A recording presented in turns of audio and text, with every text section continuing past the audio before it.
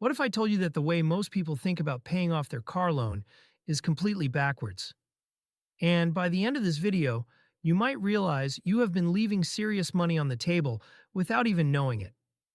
So let me ask you this right now before we dive in. Do you currently have a car payment? And if so, do you know exactly what interest rate you are paying?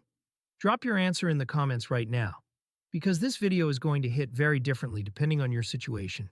Here is the deal. When you have extra money sitting around each month, you are basically staring at three doors. Behind one door is paying off your debt faster. Behind another door is stashing that cash in savings. And behind the third door is throwing it into investments.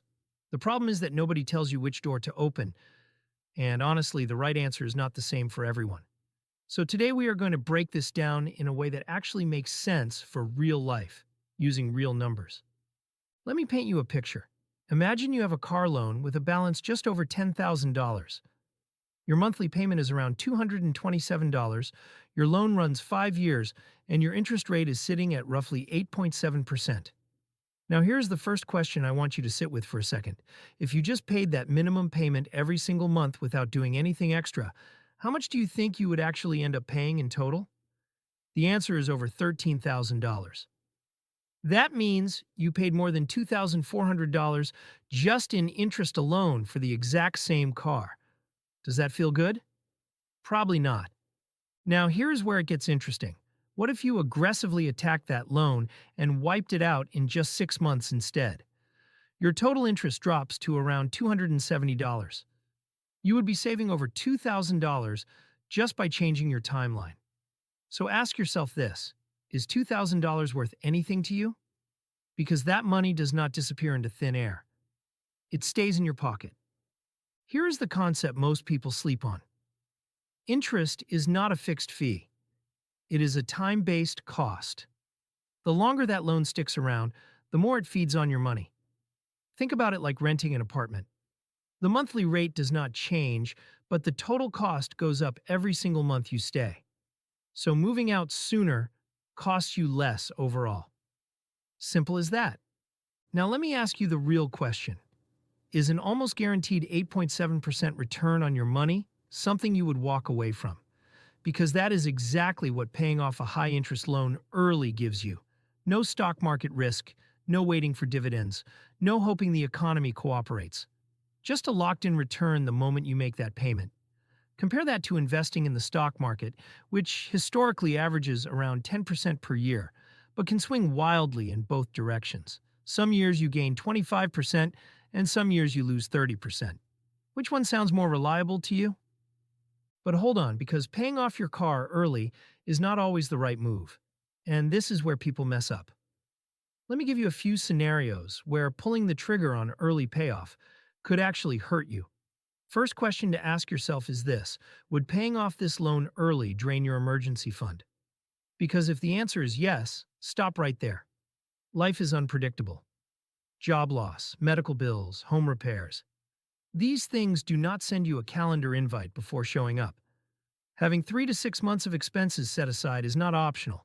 It is your financial foundation, and no car loan payoff is worth demolishing that. Second question, would aggressively paying off this car create serious cash flow stress in your monthly budget? If you are squeezing yourself so tight that you have nothing left to breathe with financially, you are trading one kind of stress for another. That is not progress. That is just shifting the pain around. Third question, and this one is critical. Would you have to lean on credit cards to cover your regular expenses while you hammer down the car loan? Because if that is the case, you need to stop and think hard. Credit card interest rates sitting at 20, 25, even 30% will absolutely destroy any savings you thought you were gaining. Paying off an 8.7% car loan while carrying 30% credit card debt is like bailing water out of a sinking boat with a teaspoon. So what is the framework you should actually use when making this decision? Here are 3 questions to run through in order. Question 1. Do you have enough liquid cash to handle an emergency without panicking? If no, build that first. Question 2. Is your interest rate expensive or cheap?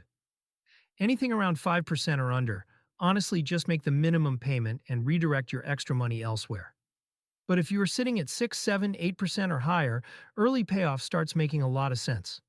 And question 3, can you split your money and do both? Who said it has to be all or nothing? You could take $500 extra a month and send $250 toward the loan while investing the other $250. That hybrid approach keeps your momentum going in multiple directions at once. And here's the bottom line that most financial content will never tell you. There is no single universally correct answer here. The best financial decision for you is the one that strengthens your position without creating new problems in the process. Financial progress is not about perfection. It is about flexibility plus consistency over time. What decision will you actually stick with?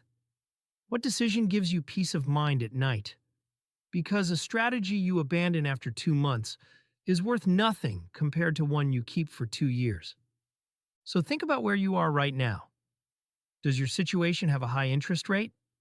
Is your emergency fund solid? Do you have breathing room in your budget? Answer those questions honestly, and the right path will become a lot clearer. Drop in the comments whether you are team pay it off early or team invest the difference. I genuinely want to know where your head is at. And if this video helped you think about your money in a new way, hit that like button and subscribe because we are just getting started. See you in the next one.